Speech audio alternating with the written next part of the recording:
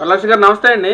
ఏంటి మరి ఈ రోజున సునీత రెడ్డి గారు ప్రెస్ మీట్ పెట్టి మాట్లాడుతూ ఈ రోజున సిబిఐ విచారణ సరిగ్గా జరగలేదు, దానిలో జగన్మోహన్ రెడ్డి గారిది ప్లస్ భారతీయ గారిది ఇద్దరిది కూడా కాల్ డేటా మరొకసారి పరిరక్షించారు, వాళ్ళు కూడా దీనిలో యాడ్ చేయాలని చెప్పి ఆవిడ ప్రెస్ మీట్లో మాట్లాడుతూ ఏంటి అసలు ఎలా చూడొచ్చు? మనం చూసుకున్నట్లు ఎప్పటి నుంచో కూడా ఈ కేసు అనేది ఒక చూస్తా ఉన్నాం మన దాని గురించి. ఏంటి ఎలా చూడొచ్చు అంటారు? ఇప్పుడు సునీత గారి నాన్న చనిపోయి 7 ఏళ్ళు నిండి 8వ ఏడు కూడా వచ్చిందండి. 7 ఏళ్ళ నుంచి ఆ మధ్యలో ఎట్టన్నా కొన్నాళ్ళ పాటు పాపం ఒకటే పోరాడుతుంది, సుప్రీంకోర్టు దా పోయింది.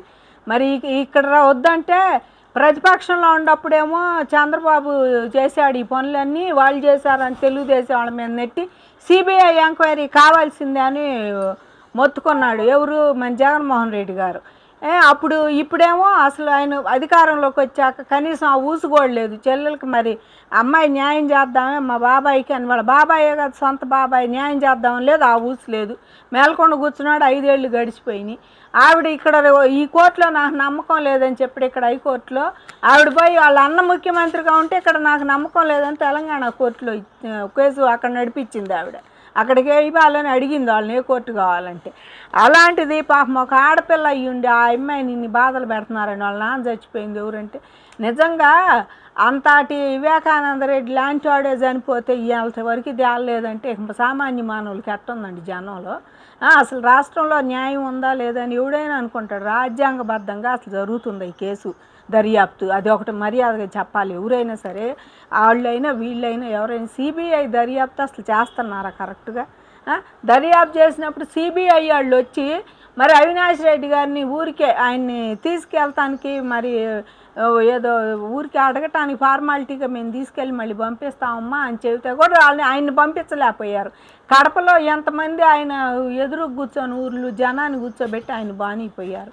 మరి అది ఎట్లా ఉంది? ఒక సిబిఐ వచ్చి ఒక ఊళ్ళో ఒక మనిషిని అరెస్ట్ చేయలేకపోయిందంటే దేశానికి సిబిఐ చేసే సేవలు ఎట్లా ఉన్నాయో ఒకసారి ఆలోచించాలి. మరి సిఐడి చేస్తుంది పనులు, సిఐడి టక్కుని తీసుకుపోతుంది. రాష్ట్రంలో ఎవరైతే చేసినా సిఐడి వస్తే అది 14 ఏళ్ళు 3 తరాలు 3 సార్లు ముఖ్యమంత్రి చేసిన లెక్కలేదు, మరి సీనియర్ మోస్ట్ రాజకీయ నాయకులైనా లెక్కలేదు. వాళ్ళు ఆపరేషన్లు చేయించుకున్నా వాళ్ళు ఎట్టుండో వాళ్ళు లాక్కుపోతున్నారు ఏదైనా కేసు పెడితే. మరి సిబిఐ ఎందుకు చేయలేకపోతుంది అట్లా? ఇప్పుడు సునీత గారి దాంట్లో న్యాయం ఉందండి. ఆవిడ అడిగే దాంట్లో ఏదైనా జగన్మోహన్ రెడ్డి గారిది భారతీ రెడ్డి గారి కాల్స్ అయితే అడుగుతుందో వాటిని కూడా పరిగణనలో తీసుకోవాలని, ఎందుకంటే అందరూ కోరుకుంటున్నారు. బాబాయిని చంపింది ఎవరు, బాబాయిని చంపినప్పుడు భయం లేనప్పుడు అసలు మీ కాల్స్ మీరు నిర్భయంగా మీరే మమ్మల్ని కూడా దర్యాప్తు చేయండి, మా చెల్లెలు దాన్ని మీరు ఇంకా సిబిఐకి లెటర్లు రాసి కోర్టుకి మీరు కూడా లెటర్లు రాస్తే ఎంత బాగుండేది. మీరు చేయనప్పుడు మీకు ఎందుకు బాధ? లెటర్ రాయాలి కదా కోర్టులకు అన్నిటికీ కూడా రాసి మా చెల్లెలకి న్యాయం చేయండి, మా బాబాయ్ చావు కారణం ఎవరో, మా కుటుంబానికి న్యాయం చేయండి, అతను ఎవరినో చూపించని చెప్పేసి. కాబట్టి సునీత గారు అడిగే దాంట్లో న్యాయం ఉందండి. ఖచ్చితంగా సుప్రీంకోర్టు వాళ్ళు కూడా సిబిఐ కూడా దీంట్లో ఇంకాస్త ముందుకు వచ్చి అలా కాల్డేట్స్ ఎవరైతే ఆవిడ అనుమాన పడుతుందో వాళ్ళు ఇది తప్పేముంది, అవినాష్ రెడ్డి గారిది అని అన్నారు అప్పట్లో, అది లేదు ఇది లేదంటే చాలా లాక్కొచ్చారు గూగుల్ ద్వారా కానీ ఎట్టన్నా కానీ చాలా వరకు కేసులు ముందుకు తీసుకొచ్చి ఆపేశారు. మళ్ళీ అంటే పూర్తి స్థాయిగా దీనిలో విచారణ జరగాలంటే వాళ్ళిద్దరిని తీసుకొచ్చి విచారణ జరిపితేనే మనకి కేసు అనేది ముందుకు వెళ్తుందని చెప్పి ఆవిడ ప్రత్యేకంగా మాట్లాడుతున్న పరిస్థితి ఏంటండి, ఎలా చూడొచ్చు అంట? మరి అంతే కదా. అసలు ఆమె ఫస్ట్ నుంచి కూడా మా కుటుంబ సభ్యులే ఈ పని చేశారని చెబుతుందండి. ఆవిడ ఎన్నాళ్ళు కరెక్ట్గా పేరైతే పాపం చెప్పట్లేదు కానీ మా వాళ్ళే చేశారు, మా కుటుంబ సభ్యులే చేశారని చెప్పంటే ఆవిడ మొగుడే చేశారని రివర్స్ వాళ్ళ మీద కూడా వేసారు నెపం. తండ్రిని ఏ కూతురని చంపుకుంటుందా? సరే అలా చంపుకున్నప్పుడు ఏమెందుకు కోర్టు బాధ్య, ఏమో మేల్కొని తేలుగుట్టింది అంగల్లే కూర్చోవాలిగా, ఏం కోర్టుల దాకా ఎందుకు బాధ్య చంపేస్తే? ఇప్పుడు మీరు కూడా మా మీద ఆ వంటమే కానీ అభియోగం మా మీద ఏ తప్పు లేదు, మేము నిర్దోషులం, అసలు మాకు ఇట్లాంటివి తెలియదు అన్నప్పుడు మీరు దేనికైనా సహకరించాలండి. వీళ్ళు అవినాష్ రెడ్డి కానీ జగన్మోహన్ రెడ్డి కానీ భారతీ రెడ్డి గారు కానీ దేనికైనా ముందుకు వచ్చి సహకరించి ఇప్పుడు ఆమె అడిగే కాల్ డేటా ఏవైతే ఉండయో అలాంటివి కూడా ఇవ్వాలని చెప్పేసి మేము జనం కూడా అనుకుంటారు. అసలు వివేకానంద రెడ్డి గారు హత్య కేసు అంటే అది ఏందండి 8 ఏళ్ళు అయిపోతుంది.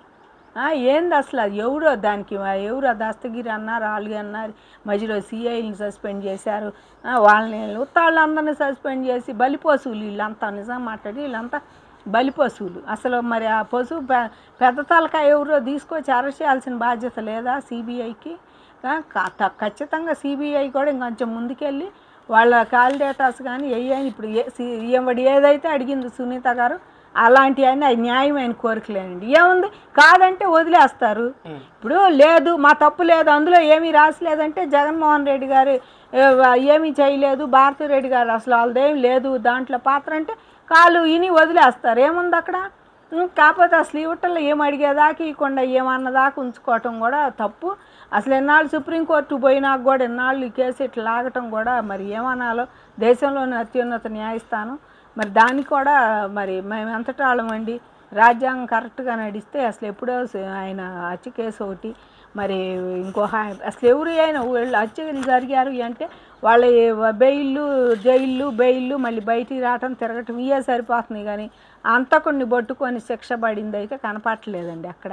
అలాంటిది ఏదన్నా ఆ ప్రయత్నంగా చేయాలని చెప్పి మేము మనస్ఫూర్తి. అంటే ఇక్కడ మా ముఖ్యంగా చూసుకున్నట్లయితే గతంలో జగన్మోహన్ రెడ్డి గారు అధికారంలో ఉన్నప్పుడేమో చంద్రబాబు నారాసుర రక్త చరిత్ర అని చెప్పి ఒక పెద్ద స్క్రీన్ ప్లే కూడా చూపించిన పరిస్థితి. మరి అధికారంలోకి వచ్చిన జగన్మోహన్ రెడ్డి రోజు కూడా అసలు దాని గురించి కేసు కూడా పట్టించుకున్న పరిస్థితి దాఖలాలు లేవు. ఏంటి అసలు ఎలా చూడొచ్చు అంటారు? పక్కన సునీత రెడ్డి గారు ఇంకా దాన్ని ఆ కేసులు పట్టుకుని ఇంకా చూడటం ఏంటి అసలు? మరి అట్టాగే ఉంది కదా. వాళ్ళు ఉన్నప్పుడేమో చంద్రబాబే చేశాడు ఈ హత్య, అసలు చంద్రబాబే నారాసుర రక్త చరిత్రని రాసి ఆయనే చేశాడని చెప్పి ఆయన ఏందండి ఆ తెలుగుదేశంలో ఉన్నప్పుడు ఆదినారాయణ రెడ్డి మీద కూడా ఇచ్చాడుగా. అయిపోలేకుండా ఆయన కూడా పోయాడు దేశాల మీద ఎడిపోయాడు, తర్వాత వచ్చాడు. అట్టాగే వీళ్ళు ఇష్టమైన వాళ్ళని ఇష్టమైనట్టు మరి బీటెక్ రవి అన్నారు కొన్నాళ్ళు. ఎవరైతే వీళ్ళకి అడ్డంగా ఉండారో కాస్త వీళ్ళ గొంతు వీళ్ళకి ఎగస్ పార్టీ వ్యతిరేకంగా మాట్లాడుతున్నారో అపోజిషన్లు ఎవరైతే ఇలా మాట్లాడుతున్నారో వాళ్ళ మీద ఈ నేరం వేసే రందిలో ఉన్నాడు. సరే జగన్మోహన్ రెడ్డి గారు వీళ్ళందరూ కాదు, ఎవరు ఒక్కడి పేరు చెప్పు, ఎవరు చంపారు? చంద్రబాబు లేకపోతే ఈయన బీటెక్ రవి ఆదినారాయణ రెడ్డి ఒక్కళ్ళ పేరు మీరు బయటికి చెప్పి వాళ్ళ మీద కేసు పెట్టమని చెప్పు, గట్టిగా చెప్పండి. మీరు అధికారంలో ఉన్నప్పుడు అసలు దాని ఊసే లేదు ఏనాడు కూడా. ఈ 5 ఏళ్లలో ఏనాడు ఆయన తెలంగాణ హైకోర్టులో జరుగుతున్నా కూడా ఏనాడు కూడా వాళ్ళు ఏంతమ్మా అన్న మాట చెల్లెలు కానీ ఎవరికి కూడా ఈయన మాట్లాడింది లేదు, న్యాయం చేసింది లేదు. అక్కడ బాటం ఏంటి, ఇక్కడ హైకోర్టులో చేయండి మా కుటుంబం మనిషి ఇట్లా అయిపోతే అడ్డుబాటమేంది అన్న మాట ఆయన అనపోయాడు. కనీసం మీడియా పరంగా కూడా ఏనాడు చెప్పలా. ఈ తెలంగాణ పోతే పోయిందిలే అనుకున్నాడు, ఊరుకున్నాడు. పాపం ఆమెకు అక్కడ కూడా సొక్క ఎదురైంది సునీత గారికి, మళ్ళీ సుప్రీంకోర్టు దాబోయింది. ఇప్పుడు ఆడ కూడా న్యాయం జరిగినట్టే అనిపిస్తుంది, దగ్గరకు వచ్చినట్టే అనిపిస్తుంది. అసలు మళ్ళీ దోషులు ఎవరో తెలియట్లేదు అని చెప్పి మళ్ళీ దాన్ని సస్పెన్స్లో పెడతాం. ఎందుకు ఇట్లా చేస్తున్నారు? ఇది సెంట్రల్ నుంచి వస్తుందా? సెంట్రల్లో ఇప్పుడు ఏదైనా అండి ఎవరైనా సరే ఓపెన్ సీక్రెట్ రాష్ట్రం కానీ దేశంలో కానీ సిఐడీలు సిఐబిఐలు ఎవరి చేతిలో ఉందో అందరికీ తెలుసు. వాటిని సరిగ్గా వాళ్ళ పనితీరులో వాళ్ళని జయినిస్తే చాలా బాగుంటుంది, దోషులు అనేవాళ్ళు దొరుకుతారు.